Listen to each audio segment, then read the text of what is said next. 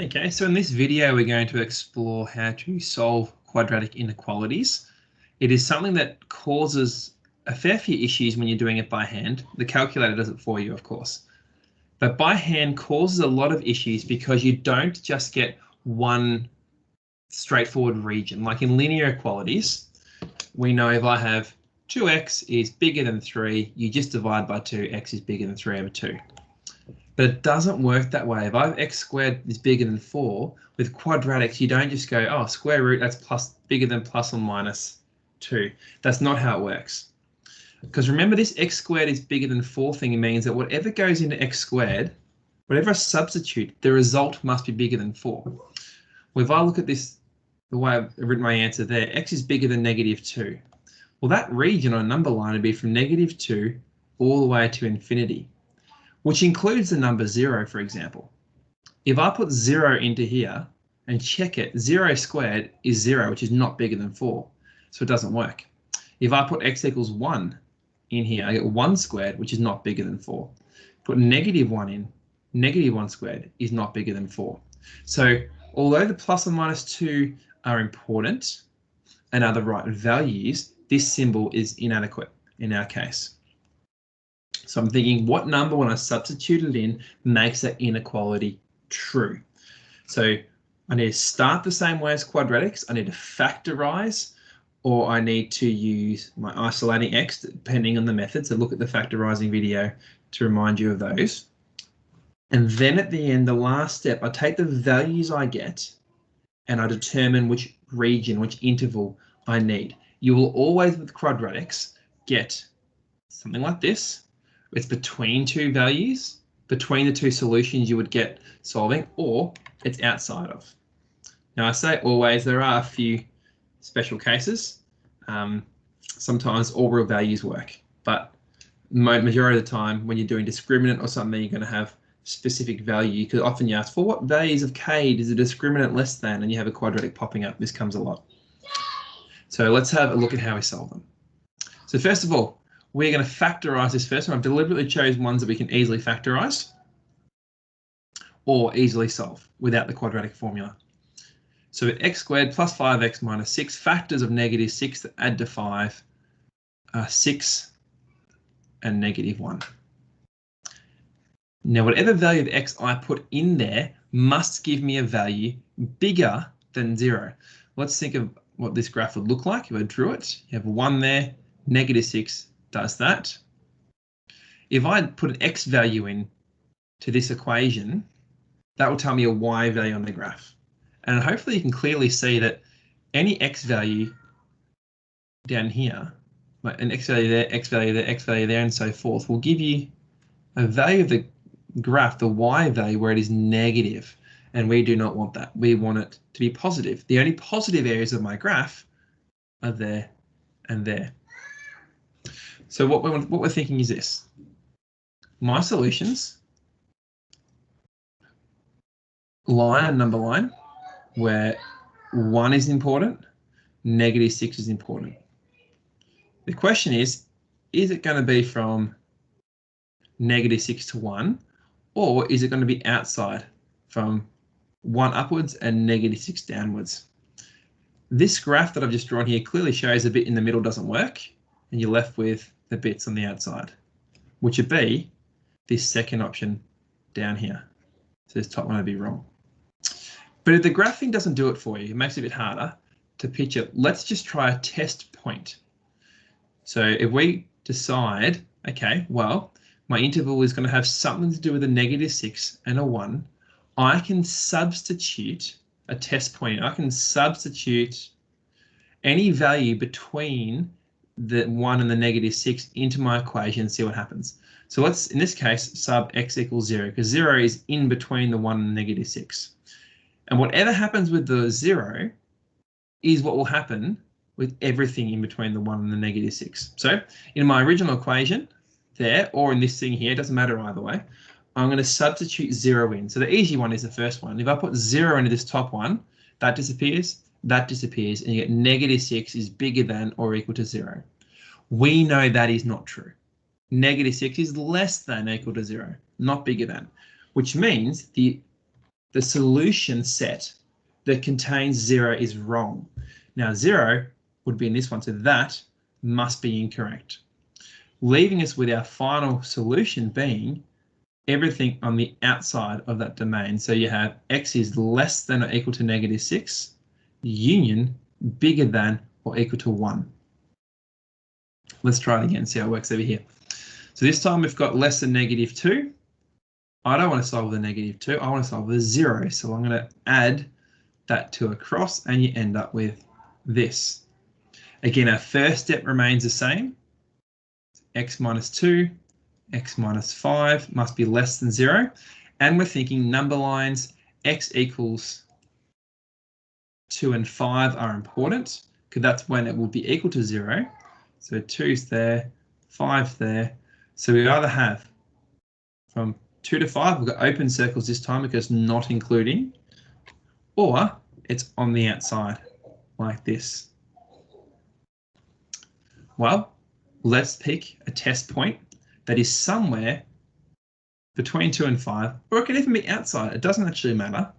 The easiest one is always to pick 0 where possible. So let's try it out. So 0 is over here. Let's put 0 into this equation here. I can put 0 into any 3 steps of this equation and it will confirm to me what I need. So if I put 0 in here, I get 0, -7 times 0 disappears, and you're left with 10. The question is 10 less than 0? Well, no. We know 10 is not less than 0. So what it tells us is that the region or the interval that has 0 is wrong. So if I look here, this one here contains 0, so that's wrong. Therefore, that one's wrong because these two come as a set together. So therefore, my answer, my response, is between 2 and 5. So you could write it -2 less than x less than 5. Alternatively, you could write it in notation like this. I don't know why I wrote -2 there before. It's between 2 and 5.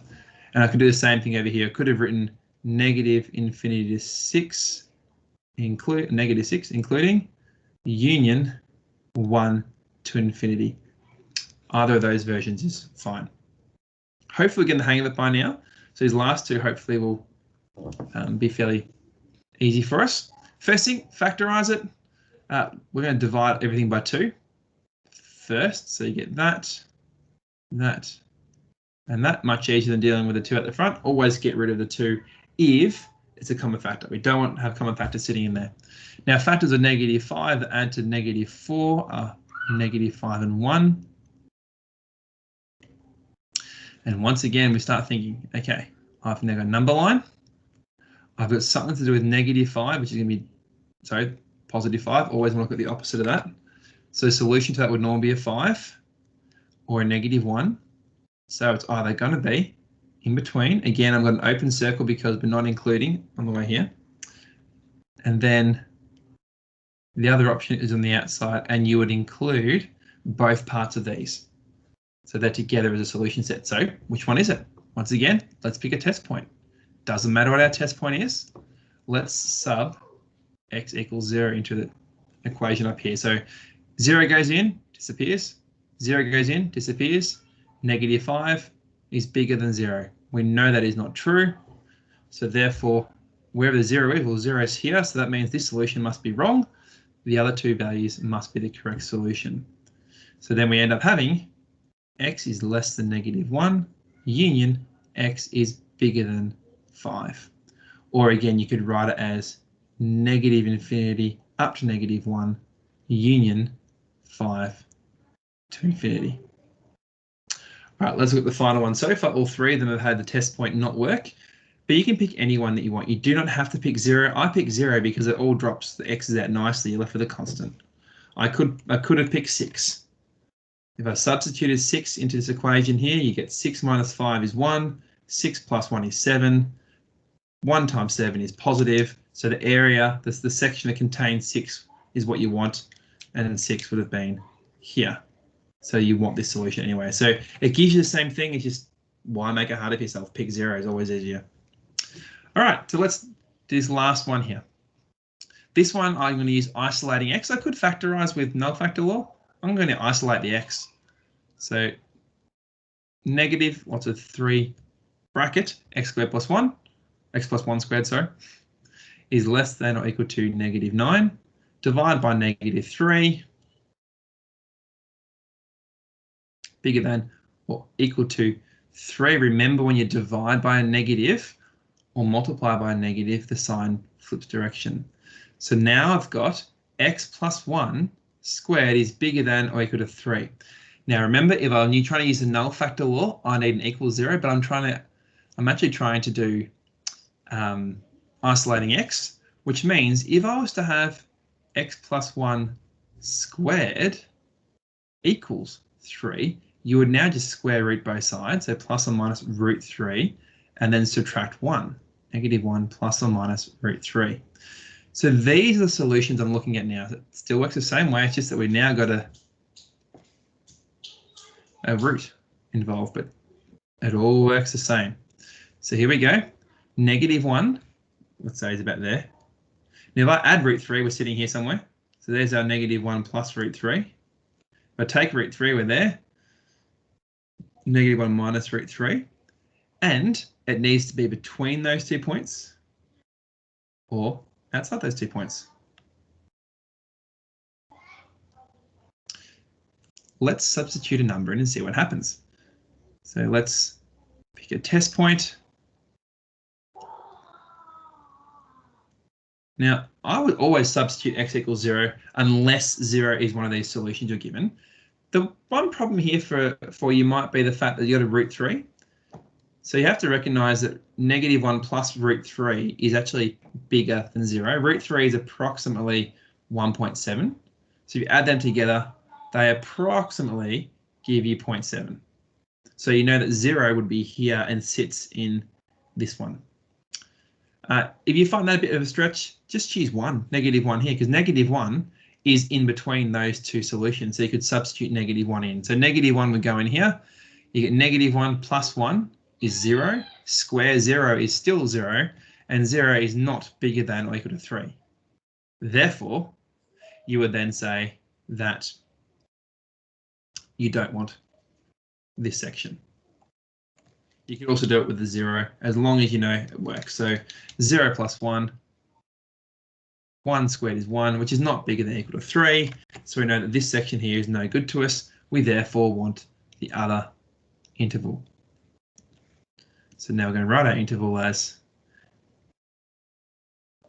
x is less than negative 1 take root 3, union x is bigger than negative 1 plus root 3, which you can write in your interval notation like this. Now I should actually have square brackets, then inequality signs with the equals there. Union negative 1 plus root 3 to infinity. Remembering you never have square brackets for infinity, you never include it.